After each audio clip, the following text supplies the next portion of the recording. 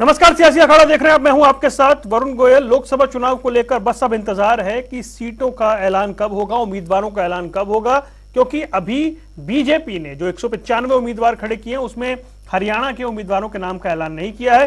कांग्रेस की अभी बैठकें चल रही हैं तो नाम सामने आने में थोड़ा समय लगेगा। जो गठबंधन हुआ उसमें आम आदमी पार्टी कुरुक्षेत्र से चुनाव लड़ रही है, इंडियन नेशनल लोकदल की ओर से भी अभी इंतजार ही करना है। लेकिन इन सबके बीच में बात यह है कि चुनाव लड़ना कौन कौन चाहता है या फिर कुछ बड़े नेता विधानसभा चुनाव की ओर देख रहे हैं। इन सबके बीच में ये समझना है कि आवेदन, इच्छा या फिर हाईकमांड का आदेश, इन सबके बीच में नेता कहां पर खड़े हैं उसे समझेंगे। पहले रिपोर्ट देखिए फिर चर्चा करेंगे।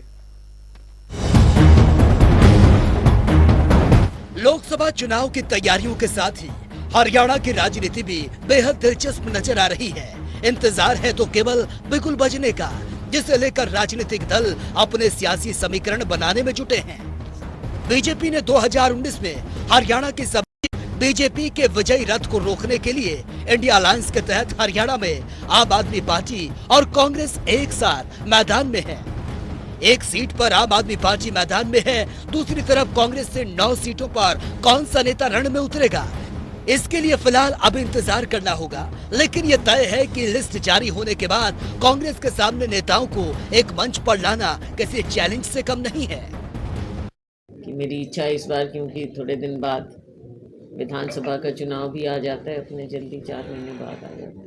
मेरी इच्छा है इस बार विधानसभा चुनाव में, आगे पार्टी का जो फैसला है। इसमें दो राय नहीं कि लोकसभा चुनाव के लिए टिकट के दावेदारों की एक लंबी कतार है। ऐसे में बीजेपी के विजयी रथ को रोकने के लिए कांग्रेस को आंतरिक कलह से भी गुजरना पड़ेगा। तो ये रहा बीजेपी के लिए भी आसान नहीं होने वाली। बीजेपी सरकार में सहयोगी दल जेजेपी के साथ भी गठबंधन को लेकर सवाल खड़े हो रहे हैं, जिस पर अभी खुलासा होना बाकी है। देखिए, 2-4 दिन में सब कुछ आपको पता लग जाएगा। ये केंद्रीय नेतृत्व हमारा तय करेगा और जैसा भी उनका फैसला है वो हमारे लिए सर्वमान्य है। परंतु हमारे सामने 10 की 10 लोकसभा की सीटें हैं। हमने 10 की 10 लोकसभा पिछले बार जीती थी। अब की बार और बड़े मैंडेट के साथ, बड़े बहुमत के साथ, ज्यादा वोटों के साथ जीत करके हरियाणा नरेंद्र मोदी जी को तीसरी बार प्रधानमंत्री बनाने में अपनी भूमिका अहम अदा करेगा। हरियाणा की राजनीति ने बेहद ही दिलचस्प मोड़ ले लिया। खैर, ये तो आने वाला वक्त ही बताएगा कौन मिशन 2024 फतह कर पाएगा। ब्यूरो रिपोर्ट, जनता टीवी।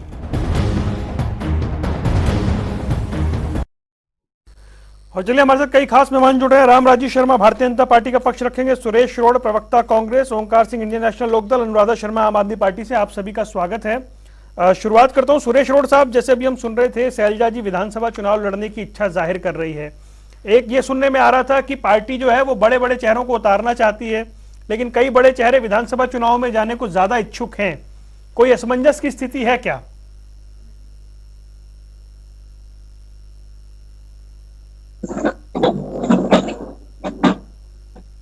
क्योंकि कांग्रेस पार्टी, लेकिन कुमारी साहब जी का बयान मैंने आपके टीवी पे अभी सुना, तो उन्होंने ये भी कहा है कि बाकी जो हाईकमान यानी पार्टी नेतृत्व जो आदेश करेगा वो उससे भी बाहर नहीं है।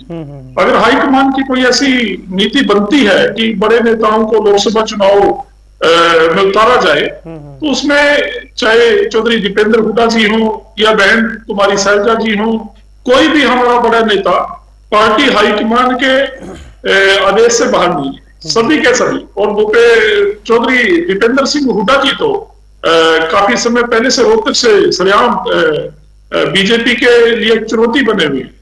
हमेशा जैसे पहली लिस्ट में हरियाणा से शुरुआत करने वाले नरेंद्र मोदी जी की जो पहली लिस्ट आई, उसमें हरियाणा की किसी भी सीट पर बीजेपी ने कोई उम्मीदवार उतारने की हिम्मत नहीं दिखाई। सर, आपने कहा उतार दिए? ये तो आपने उतार दिए होते। नहीं, हमने उतार दिया। हमने तो इंडिया गठबंधन की सबसे पहले जीत भी हासिल कर ली चंडीगढ़ में, जिसने तानाशाह को मुंह छिपाने पे मजबूर कर दिया। सरेआम देखा है लोकतंत्र कैसे बिका। हम बात करते थे देहात में, गांव में कि एनडीटीवी बिक गया, रवीश ने अपना यूट्यूब चैनल शुरू कर लिया, व्यक्तिगत नाम साक्षी जोशी जी चैनल बिक गया। अरे अब तो सरेआम लोकतंत्र बिकता हुआ दिखा है चंडीगढ़ में। तानाशाह का 56 इंच का सीना सर, पता नहीं चंडीगढ़ पे कहाँ हमने चला चर्चा गया की जो थी, अब 20 चंडीगढ़ वोटों से में आगे से आइए 8 ना, वोट को चोरी लोकसभा करके चुनाव की पकड़ा बात गया। करेंगे ना। कभी कोई इस तरीके की गतिविधि कभी शायद इतिहास में पाकिस्तान में भी नहीं हुई होगी जो चलिए हिंदुस्तान ठीक में है, पाकिस्तान वो में भी ऐसा नहीं चंडीगढ़ होता। जैसे ठीक है बड़े सुरेश साहब, जिले एक्चुअली के विषयांतर हो जाता है ये। वोट मैं बात लोकसभा को चुनाव की उम्मीदवारों की कर रहा हूं, आप कहां चले गए ना, ऐसे किसी भी विषय को ना जोड़े ना, विषय तो लोकसभा चुनाव है। रामराज जी शर्मा जी, मुझे ये बताएं भाई, आप लोग घबरा गए, आपने हरियाणा में एक भी उम्मीदवार घोषित नहीं किया। देखो, जैसा कि आपको मालूम है, विश्व के सबसे लोकप्रिय एवं ताकतवर प्रधानमंत्री आदरणीय नरेंद्र मोदी जी की अगुवाई में हमारा देश बहुत आगे बढ़ रहा है। चाहे ऐतिहासिक राम मंदिर का भव्य निर्माण हो, चाहे जम्मू सुरेश कश्मीर जी रुकिए, सुरेश जी रुकिए, बीच में नहीं, बीच में एक एक करके। पाकिस्तान के दो भाई साहब, मैं 30 मिनट इसी काम में लगा रह जाऊंगा, रुक जाइए, एक एक करके बोलिए ना, अपनी अपनी बारी में बोलिए जिसको बोला है। रामराजी शर्मा जी, मैं आपसे पूछ रहा हूं उम्मीदवारों के बारे में। उम्मीदवार देखो, एक सामान्य प्रक्रिया है भाई, किसी स्टेट का तो पहले नंबर आएगा। इन्होंने क्या कर दिया, इन्होंने इनका जो गठबंधन है, हम तो बोलते हैं उसको लठबंधन है, उस लठबंधन ने एक दिल्ली से उससे आयात करके पहले तो उसको पार्टी का प्रदेश अध्यक्ष बनाया पार्टी ने, फिर उसको MP राज्यसभा बनाया, फिर उसको कुरुक्षेत्र से टिकट दे दिया। तो वो तो ये तो भाग्य। अब तो मोदी जी की गारंटी के ऊपर देवतुल्य जनता जनार्दन ने हाल ही में जो चुनाव हुए थे जिन राज्यों में, उन्होंने मोहर लगा दी है।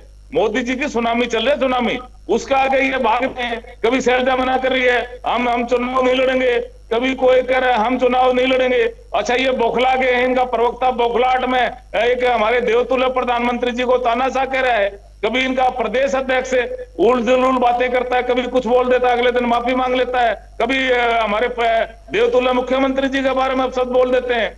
असल में सही बात तो ये है, जनता जनार्दन का हमने आशीर्वाद ले लिया है, और तीसरी बार भी हमारे बहुत ही लोकप्रिय, बहुत ही ताकतवर प्रधानमंत्री माननीय नरेंद्र मोदी जी की सरकार बनने जा रही है। और हरियाणा में बहुत ही लोकप्रिय मुख्यमंत्री जिन्होंने सिद्ध कर दिया मनोहर है तो मुमकिन है। मनोहर लाल की मनोहर नीतियां हमारी जनता को भा रही है। वह बिना खर्ची बिना पर्ची के गरीबों के बच्चे नौकरियां लग रहे हैं, किसान का बच्चा, मजदूर का बच्चा मेरिट के आधार पर नौकरी लग रहा है, जिनकी 3 पीढ़ी खाली चली गई थी। ठीक है, और बहुत ही ऐतिहासिक कार्य हरियाणा। रामराज जी, आऊंगा मैं आपके पास, आऊंगा मैं, आता हूँ ना, फिर लौटूंगा आपके पास। ठीक है, एक एक करके आऊंगा। अनुराधा जी, क्या आयातित करके आपने उम्मीदवार उतारा है, ये बता दें, फिर मैं ओंकार जी के पास आता हूँ। वरुण जी, आयात करना, निर्यात करना, ये डिपार्टमेंट तो आजकल भारतीय राजनीति ने भारतीय जनता पार्टी को दे रखा है। आम आदमी पार्टी ये नहीं करती। और मेरे भाई भाजपा के प्रवक्ता को शायद पूरी जानकारी नहीं थी, राज्यसभा के सदस्य सुशील जी पहले से ही थे, उसके बाद वो प्रभारी भी थे हरियाणा के, फिर उन्हें प्रदेश अध्यक्ष बनाया गया और अब उन्हें उम्मीदवार बनाया गया है लोकसभा के लिए। प्रभारी तो हमेशा दूसरे राज्य का बनाया जाता है, दूसरे राज्य में। वो अपनी जानकारी दुरुस्त कर ले। दूसरी बात यह है कि देखिए, हर राजनीतिक पार्टी को चुनाव लड़ने का अधिकार है, हर राजनीतिक पार्टी को पूरे दम से चुनाव लड़ने का अधिकार है, और कौन लोकप्रिय है कौन लोकप्रिय नहीं है, किसको जनता स्वीकार करेगी किसको नहीं करेगी, ये कहना भी बहुत जल्दबाजी होगी। हाँ, भारतीय जनता पार्टी के लिए कहना बहुत आसान है, क्योंकि जिस तरह की अहंकार की भाषा और जिस तरह से ईवीएम के खेल में भारतीय जनता पार्टी आज लगी हुई है, उसको देख के वो कुछ भी कह सकते हैं। तो वो अपनी दुरुस्त करते, कोई आयातित हमारा कैंडिडेट नहीं है, वो इंडिया गठबंधन का मजबूत कैंडिडेट है, और वो कितनी मजबूती से चुनाव लड़ेगा कुरुक्षेत्र में, ये आने वाला समय बताएगा। और रहने वाला कहाँ का बहन जी है तो बता दो, कहाँ का रहने वाला माता जी का तो बता दो। नहीं, ये तो आप ही बताएंगे ना, जब आयातित आप बता रहे हैं तो आपको ये भी पता होना चाहिए रहने वाले कहाँ के। मेरे बताने के लिए तो आपने कुछ छोड़ा नहीं ना, पहले ही आपने उनको आयातित बता दिया। तो ये जनता जनार्दन देखना चाह रही है, हरियाणा का उसको जबरदस्ती आपको हरियाणा का सिद्ध कर रहे हो, हरियाणा का है भाई। आयात निर्यात करने का डिपार्टमेंट भारतीय जनता पार्टी का है, पूरे देश में। चलिए ठीक है, ठीक है, मैं और मेहमान है हमारे साथ, रुक जाइए एक एक करके भाई, नहीं प्लीज रुक जाइए। ओंकार जी, आपके यहाँ कैसी हलचल है फिलहाल भाई? अब देखिए, एक उम्मीदवार गठबंधन का जो है वो सामने आ गया, सबसे पहली शुरुआत तो वहां से हो गई है। वरुण जी, आपको पता ही है हमारे प्रदेश अध्यक्ष नफे सिंह राठी जी का जिस तरह से मर्डर जी, उनकी कल अंतिम क्रिया हुई। उस क्रिया के बाद ही हमारे सारे प्रोग्राम लेके जाएंगे जी 8 तारीख को प्रदेश कार्यकारिणी की मीटिंग बुलाई गई है। उसमें हमारा ये 10 की 10 सीटों पर हम अपने बंदे तैयार करेंगे और 10 की 10 सीटें बहुत अच्छी तरह से लड़ेंगे। और जैसा कि चौधरी अभय सिंह चौटाला जी पहले ही कह चुके हैं, हम कोई कच्ची बात नहीं करते। हम इतना जरूर कहते हैं कि 2 सीटें तो 100% जीतेंगे, बाकी पर अपनी बहुत बढ़िया उपस्थिति दर्ज कराएंगे। बाकी लोकतंत्र में जनता सर्वोपरि होती है। हम उनमें से नहीं जो कहेंगे 10 की 10 जीतेंगे और 10 की 10 की बात करेंगे। 2014 में देखिए, जब मोदी जी की सुनामी थी, उस वक्त भी हम 2 सीटें जीते थे और अब भी हम 2 ही सीटों की बात कर रहे हैं। हम कोई फालतू बात नहीं करते। कौन सी 2? हमारा संगठन पूरे प्रदेश में तैयार है और संगठन हर लोकसभा सीट पर तैयार है। अच्छे कैंडिडेट उतारेंगे, जनता के चाहने वाले कैंडिडेट ओंकार जी, उतारेंगे और अच्छी उम्मीद के साथ ओंकार जी, चुनाव लड़ेंगे। मैं बड़ा आपका सम्मान करता हूं। जब ये पार्टियां 10 की 10 कहती हैं तो 9 जीतती हैं, 7 जीतती हैं, 4 जीतती हैं। आप शुरुआत ही 2 से कर रहे हैं तो फिर वो बात और कम हो जाएगी ना फिर। नहीं, ऐसा है, देखो टपार मारने वाली बात नहीं कर रहे ना। चौधरी अभय सिंह चौटाला, आपको पता है, जो कहते हैं वही करते हैं। उनकी जितनी तैयारी है, क्योंकि 2019 में हमारी पार्टी से जो घटना घटी जी सबको मालूम है, सर्वविदित है। जिस तरह से हमारी पार्टी 2 फाड़ हुई, परिवार 2 फाड़ हुआ, हम कोई ज्यादा बड़ी बात नहीं करते। हम तो 2 की बात कर रहे हैं। 2 आपको जिस दिन रिजल्ट आएगा उस दिन वरुण जी आप भी बैठे होंगे, मैं भी बैठे होंगे, 2 की ही बात करेंगे। कौन सी 2 ये तो बताइए। नहीं, ये देखिए, ये सब कुछ बता दूंगा तो फिर बाकी क्या रह गया। भाई सिरसा, हिसार, ये बोलिए ना, हम इन 2 पे मजबूत हैं, हम कुरुक्षेत्र में मजबूत हैं। नहीं, ये तो ऐसा ना, ये तो विपक्षी दलों को भी देखने दो ना, कहाँ है 2। अरे ढूंढ लेने दो कौन सी 2 है। असेसमेंट तो होती है ना भाई। कुछ अगर मैं ही बता दूंगा तो फिर क्या रह जाएगा। आप ये कह दीजिए जी हिसार में बहुत मजबूत है हम, क्योंकि हम पहले वो जीतते रहे हैं। या सिरसा बड़ी मजबूत रही है हमारी, या कुरुक्षेत्र में क्योंकि कांग्रेस नहीं है इसलिए हम शायद ज्यादा उम्मीद कर लें। देखिए, 2014 में हमने हिसार और सिरसा दोनों जीती थी जी, लेकिन अभी से सारी बातें मैं क्लियर कर दूंगा तो चलिए ठीक है। हाँ, स्पष्ट होगी ना। हाँ, मेरे लिए छोड़ दीजिए कुछ आप काम। ठीक है, रामराजी जी, मुझे एक बात बताएं आप कि भाई ये तो मानना पड़ेगा सबसे पहला उम्मीदवार जो है वो गठबंधन ने दे दिया है, इसमें कोई 2 राय नहीं है। दूसरी बात ये है कि अभी की जो स्थिति है उसमें भाई कुमारी शैलजा ये कह रही है हाईकमांड कहेगा तो हम लड़ेंगे, लेकिन उनकी इच्छा उन्होंने विधानसभा की है क्योंकि उन्होंने बहुत लंबा समय लोकसभा चुनाव लड़ी भी हैं, जीती भी हैं। तो इसे आप ऐसा क्यों मान रहे हैं कि भाई नेता जो है वो पीछे हट रहे हैं? असल में देखो, अभी हाल ही में चुनाव हुए थे 3 राज्यों में। देवतुल्य जनता जनार्दन ने हमारे देवतुल्य प्रधानमंत्री जी की, मोदी जी की गारंटी पे मोहर लगाई थी।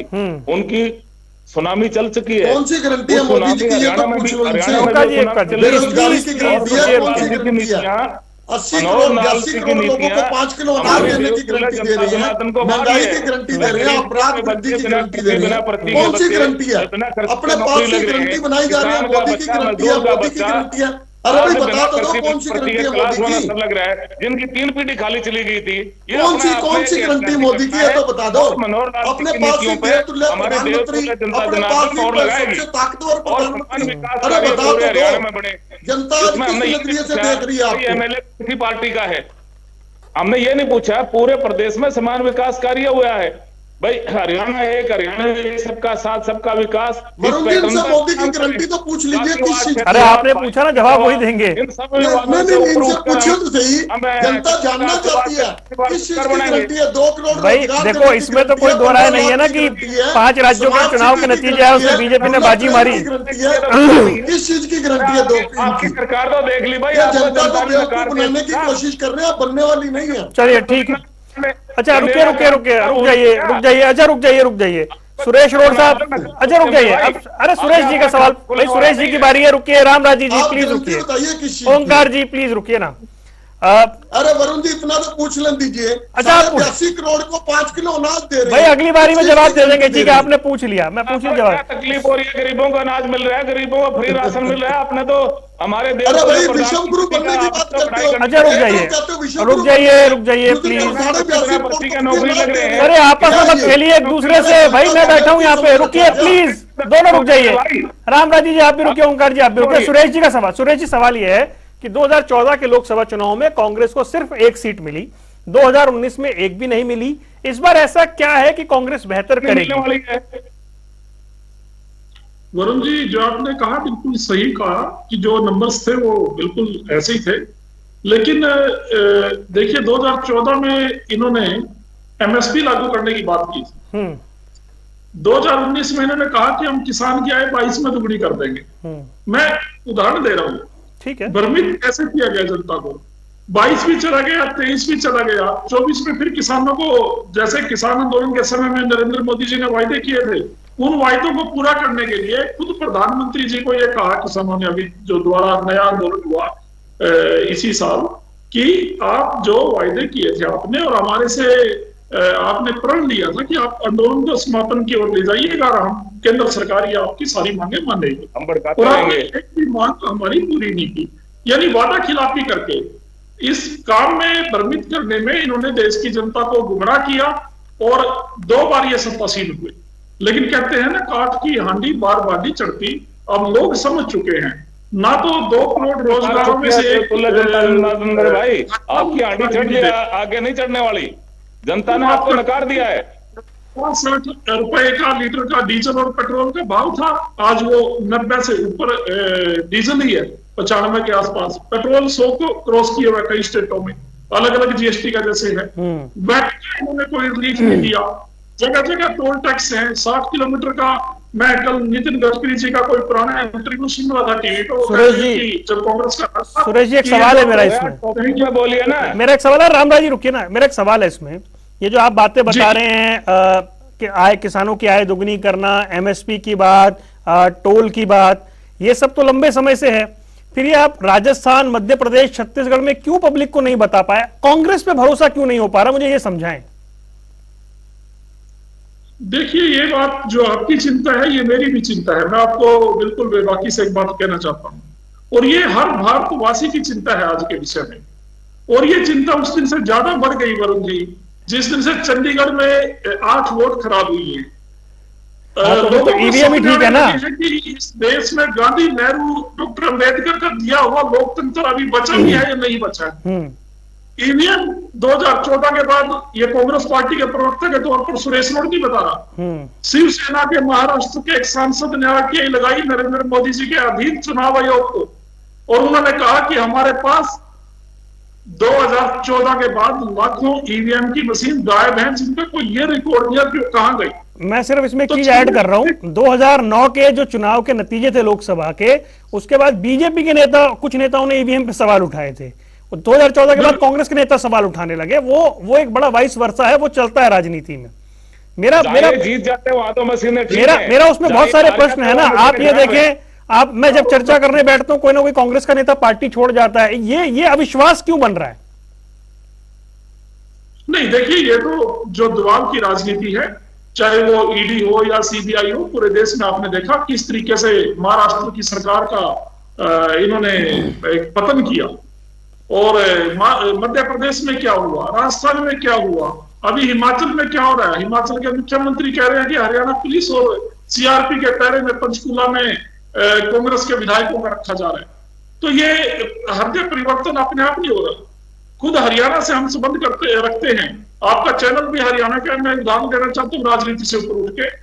चौधरी कुलदीप बिश्नोई हरियाणा कांग्रेस के एक नेता थे, वरिष्ठ नेता थे, और वो इतने वरिष्ठ थे तो आपकी पार्टी को छोड़ के भारतीय जनता पार्टी ने मुख्यमंत्री का चेहरा कुलदीप बिश्नोई को बना के लड़ा था, और मुख्यमंत्री बना दिया खट्टर साहब को, बना दिया बजनौर परिवार का। सारी जिंदगी का जितना वोट बैंक हर बूथ पे था वो बीजेपी ने लपेट लिया। बीजेपी ने तो गठबंधन में चुनाव ही नहीं लड़ा, आप कैसी बात कर रहे हैं विधानसभा का?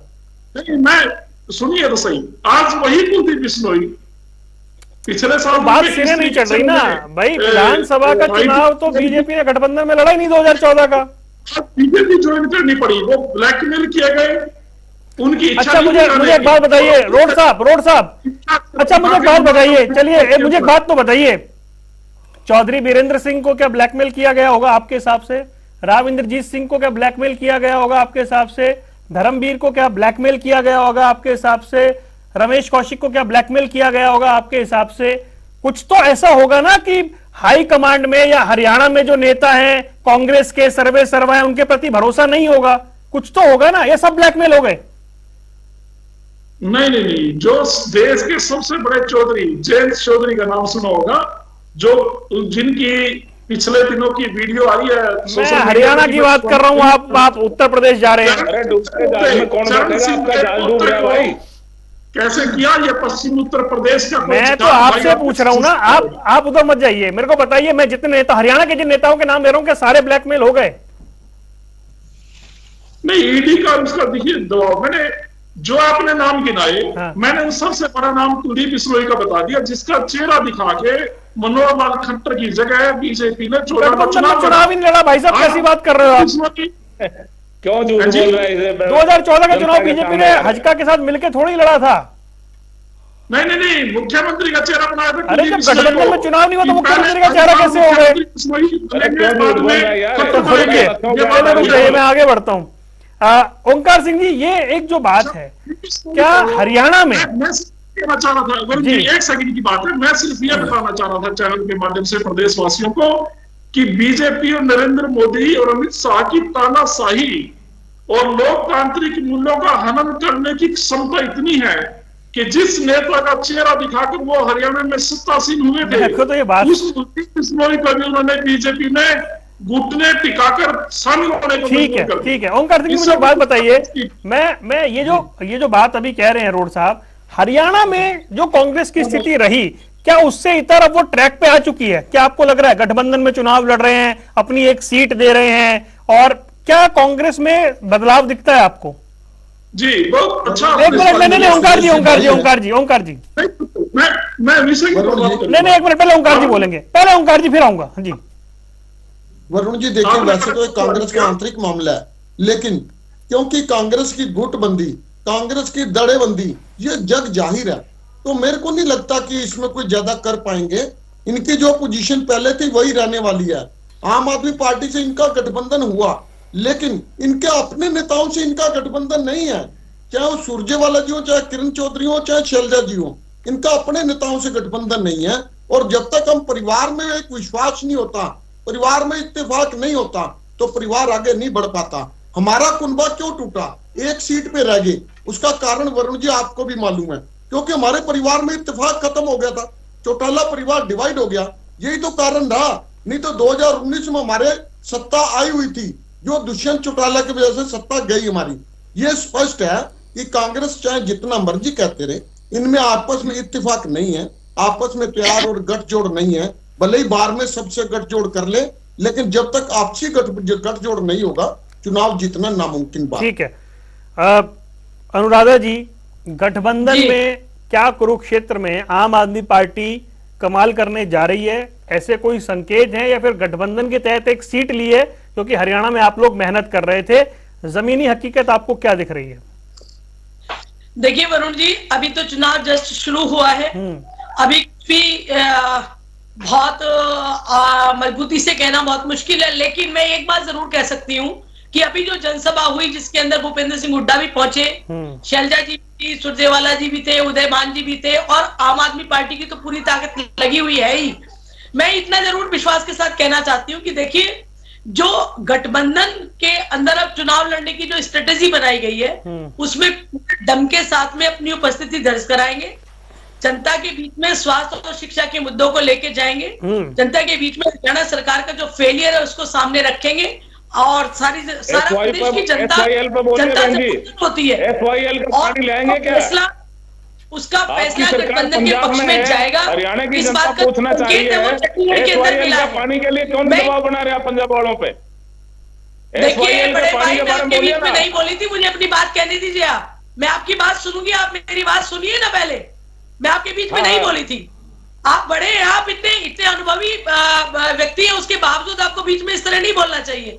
तो मैं ये कहना चाहती हूँ वरुण जी कि हर राजनीतिक दल को अपनी मेहनत करने का अधिकार है, अपनी बात जनता के बीच में रखने का अधिकार है, और अभी तक इस तरह से पूरे हरियाणा के अंदर संगठन बना के आम आदमी पार्टी ने अपनी शुरुआत की है। मुझे पूरा विश्वास है कि बहुत अच्छे मार्जिन के साथ में कुरुक्षेत्र की जीत हम हासिल करेंगे, और कुरुक्षेत्र से ही शुरुआत होगी, कुरुक्षेत्र से ही शुरुआत होगी गठबंधन की जीत की, ये मैं आपको कहना चाहती हूँ। ठीक है रामराजी शर्मा जी, मुझे एक बात बताएं, आप लोग जो गठबंधन है उस पर सवाल उठा रहे हैं, सारी बात है, आपका तो गठबंधन में चुनाव लड़ना है नहीं लड़ना है अब तक यही साफ नहीं हुआ है, पता ही नहीं है आप लोग कैसे चुनाव लड़ेंगे हरियाणा में। देखो मैं एक चीज आपको क्लियर करना चाहता हूं। हमारा चुनावी समझौता नहीं है, हमारा सरकार चलाने का समझौता है। समझौता करना ना करना वो माननीय लूटने का हाईकमान का समझौता काम है इनका। हम 10 की 10 सीटों पर चुनाव वरुण जी, लड़ेंगे लूट और मचाने का जीतेंगे। समझौता है इनका। हमारा जो समझौता है ना वो सरकार चलाने का समझौता है, चुनावी समझौता नहीं है। माननीय हाईकमान जो दिशा निर्देश देगा उस पर हम अमल करेंगे और हमारी देवतुल्य जनता जनार्दन पर पूरा भरोसा है। हमारे कार्यकर्ताओं ने बहुत मेहनत कर रखी है। हम 10 की 10 सीटें जीतेंगे और दोबारा फिर इतिहास बनाएंगे और माननीय नरेंद्र मोदी जी का स्वर्ग में रहना चाहिए, राजनीति में नहीं। सब देवतुल्य हैं यहाँ। गठबंधन में चुनाव लड़ने को लेकर अभी स्थिति स्पष्ट नहीं है ना। देवतुल्य कहने में बहन जी क्या दिक्कत हो रही है? देवतुल्य प्रधानमंत्री है, उसने सिद्ध कर दिया मोदी है तो मुमकिन है। देवों की जो कार्यशैली सामने आ रही है उसको देख के देवतुल्य लगते नहीं ना। एक ये राम मंदिर बनेगा, बताइए। आर्थिक क्षेत्र में मजबूत हो गए हैं, आर्थिक क्षेत्र में हम इतने मजबूत हो गए हैं और रक्षा के क्षेत्र में हम आत्मनिर्भर हो गए हैं। कभी हमने पता था? पहले विदेश में हमारा प्रधानमंत्री जाता था। 80 करोड़ अच्छा रुकिए भाई, टिकट हरियाणा इसी पे बात कर लें तो बेहतर है। रामराजी शर्मा जी मुझे बताइए, गठबंधन में चुनाव लड़ने को लेकर स्थिति क्या है पार्टी की? अभी स्पष्ट नहीं है ना। देखो हमने तो आपको बता दिया, हमारी 10 सीटों पर मैं तो पूछ रहा हूँ, खुल के पूछ रहा हूँ मैं। पूछो सुनीता दुग्गल को टिकट मिलेगी क्या? पूछिए जरा। नहीं वो तो खैर वो तो कहाँ बता, वो तो खैर बीजेपी में तो सूत्र बहुत मुश्किल से काम करते हैं ना, क्या बता पाएंगे? वो तो जब सामने आएगी पर्ची तब पता लगेगा। वसुंधरा राजे और शिवराज सिंह चौहान जैसा हाथ होने वाला है क्या? पूछिए पूछिए तो हम कहेंगे नाराज हो जाते हैं। पूछ लीजिए। ठीक है करेगा, लेकिन हमारी तैयारी 10 की 10 पे है, 10 की 10 पे लड़ेंगे, जीतेंगे। ठीक है, सुरेश जी कुछ कहना चाह रहे हैं? जी सुरेश जी बोलिए। क्योंकि हम सवाल करते हैं कि जो कांग्रेस के राष्ट्रीय प्रवक्ता की तरह हम उनको राष्ट्र। एक मिनट सुरेश जी कुछ कह रहे हैं, सुन लेना एक बार। सुरेश जी एक मिनट, सुरेश जी कुछ कह रहे हैं, बोलिए सुरेश जी। वरुण जी, आपने मेरे से सवाल किया था गठबंधन के बारे में। मैं ये कहना चाहता हूँ कि ये गठबंधन बिल्कुल सार्थक है और ये विचारधारा के ऊपर है। चाहे हरियाणा में कांग्रेस पार्टी को आप पार्टी के मत की जरूरत थी या नहीं थी, ये बात मैटर नहीं करती। राष्ट्रीय लेवल पे नरेंद्र मोदी की कट्टरपंथी विचारधारा को टक्कर देने का जिम्मा राहुल गांधी के मजबूत करने को। सुरेश जी आप पब्लिक को कैसे समझाएंगे कि पंजाब में तो आप आम आदमी पार्टी के खिलाफ लड़ेंगे और बगल में हरियाणा में साथ लड़ेंगे, ये कैसे होगा? प्रधानमंत्री है, हमारे लिए गौरव है। सीधी गठबंधन जीतेगा। और जैसे हमारे नेता चौधरी भूपेंद्र हुड्डा ने जिस दिन सुशील गुप्ता जी को टिकट दी, उसी दिन कहा था कि मैं उनके चुनाव प्रचार में जाऊंगा। अभी अरे टिकट तो आम आदमी पार्टी ने दी होगी ना सुशील गुप्ता जी को, हुड्डा जी ने क्यों दे दी? कांग्रेस के कार्यकर्ताओं को ये भी बताया कि भाई ये समर्थन हाँ समर्थन दिया, ये बोलो ना, हुड्डा जी ने टिकट नहीं दिया ना, ऐसे ना करे भाई।